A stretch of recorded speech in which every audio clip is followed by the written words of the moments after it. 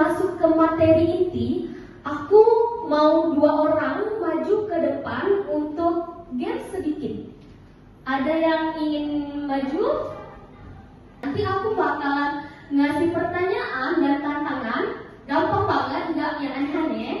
Jadi aku tunjuk Alam yang di ujung, boleh maju ke depan, Bang?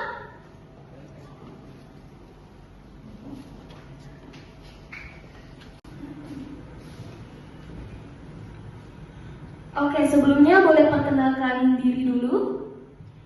Baik, terima kasih. Perkenalkan, nama saya Rodelika Evrana dari SMA Negeri 8 Pontianak.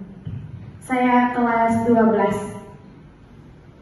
Oke, lanjut.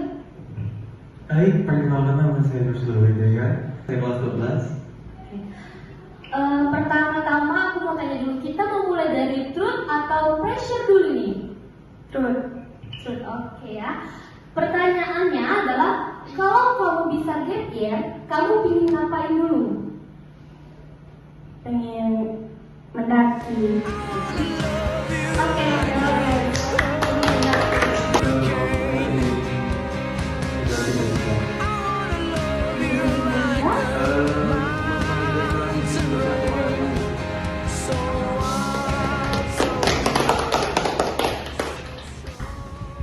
Satu, dua. Tunggu, ini contoh skillnya kayak gimana, Kak? Contoh skillnya kayak masak atau kalian mau mendaki, boleh. Iya.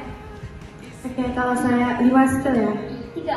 3. Yang pertama, saya pengen aktif di bidang olahraga, entah itu bela diri atau apa. Tapi saya pernah mengikuti olahraga bela diri, yaitu tarung derajat. Nah, tapi belum terlalu saya kuasai. Yang kedua, saya pengen lebih aktif dalam bidang musik. Saya udah ada basic gitar, mungkin saya ingin lebih menguasai keyboard. Terus yang ketiga, saya ingin lebih menguasai apa ya? Contohnya saya ingin traveling sih, itu yang pengen saya kuasai, dan cara kita survive di alam gitu. Mungkin kalau ekskulnya yang di kuliah kita kenal dengan MAPAL, mahasiswa pencinta alam. Oke, terima kasih. Sama-sama. Baik, 3 skill yang ingin saya kembangkan adalah pertama public speaking, teaching, and Satu skill. Apa tuh? Memasak. Masak. Iya, suka nggak? Iya. Terima kasih. Pernah masak apa aja? Lebih kayak yang viral-viral, yang kayak brownies, lumer, nah kayak gitu. Oke, terima kasih. Ya, sama-sama. Boleh kasih tepuk tangannya untuk Kausi? Nah, jadi kita bakalan ngebahas lebih lanjut mengenai gap year, entah itu pressure-nya dan juga passion-nya yang akan teman-teman lakukan dan juga tujuannya, kayak gitu. Nah, mungkin boleh di slide lebih lanjut ya. Oh, sebelumnya aku mau tanya dulu, teman-teman semuanya dia tahu apa itu gap year? Belum?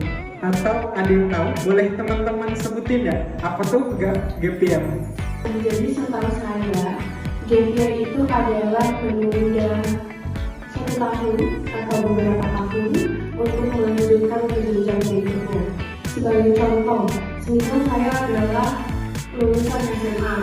Namun di tahun ini saya ingin mempertajam skill saya atau menambah pengetahuan saya untuk kedepannya akan melanjutkan ke pendidikan yang lebih lanjut, misalnya S1 atau menjadi poluan seperti itu, atau masuk ke IPDN seperti itu. Terima kasih.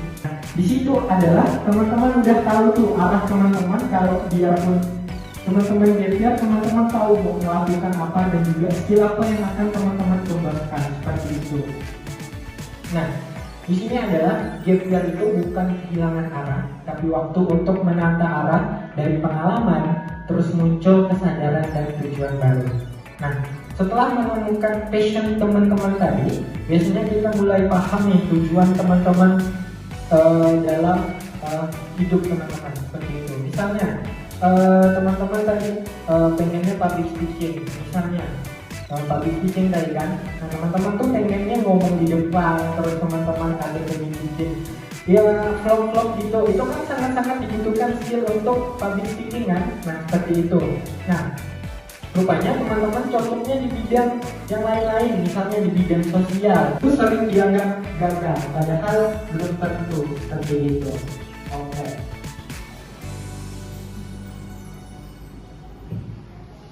Oke Kak, perkenalkan nama saya Dia, kayak di awal tadi. Jadi saya ada satu aja pertanyaan terkait materi yang sudah Kakak tadi bawakan. Nah, jadi saya penasaran, sebagai orang yang memang mempertimbangkan gap year, saya penasaran apa resiko kita kalau misalnya kita tuh gap year tanpa perencanaan matang. Karena setahu saya, gap year itu kayak perjuangan antara mental gitu. Nggak ada teman-teman udah ada di universitas gitu-gitu. Jadi apa resiko yang sekiranya bisa kami pertimbangkan untuk melakukan gap year seperti itu? Terima kasih. Perkenalkan, nama saya Roderika Etana. Terima kasih Kak Marcel atas penjelasannya. Sekarang saya akan bertanya, tapi ini mengenai pendapat saya. Jadi tadi di presentasi ada dijelaskan bahwa gap year di dalam negeri sama di luar negeri. Nah, kakak ada nggak sih masukan atau saran agar di dalam negeri itu jadi pendidikan di dalam negeri itu mulai open minded mengenai gap year gitu, sama pendidikan di dalam negeri itu menjadi terbuka mengenai gap year? Tadi pertanyaannya adalah supaya masyarakat di Indonesia itu open minded tentang pemikiran tentang gap year itu sendiri ya. Nah, menurut saya ya. Nah, kita ada kurangnya di sosialisasi sih, dan juga terlalu turun temurun tuh mindsetnya kayak gitu. Jadi setelah SMA kalau mereka udah lulus kuliah ataupun udah dapat kerja tuh pasti dibilang gagal kayak gitu kan. Nah padahal itu tuh bukan yang udah aku jelasin tadi. Nah supaya kita bisa membuka mindset masyarakat yang ada di Indonesia itu sendiri adalah dengan kita kan sekarang udah paham nih, dan juga kita udah pasti anak-anaknya juga paham kan mengenai ya sebenarnya kalau udah lanjut kuliah ataupun udah kerja segala macam itu tuh bukan orang yang gagal. Nah kita kasih tahu dulu orang-orang yang di sekitar kita seperti itu. Kalau teman-teman diam, teman-teman pasti mereka juga bakalan nggak paham gitu. Teman-teman untuk perspektif budaya dan juga pola pikirnya dari Indonesia sendiri, dan juga ya dari negara lain seperti itu. Nah, mungkin sudah saatnya ya budaya pendidikan kita saat ini lebih terbuka lagi, bukan hanya cepat tapi juga sadar arah dan tujuannya kemana seperti itu. Nah, mungkin ini bakalan Terima kasih Kak Marcel. Boleh beri tepuk tangan untuk Kak Marcel teman-teman. Nah teman-teman, keren banget kan penyampaian dari Kak Marcel ini. Nah kita udah sampai di penghujung acara. Terima kasih banyak untuk teman-teman yang sudah berpartisipasi dan semuanya ngasih dari pagi sampai sekarang.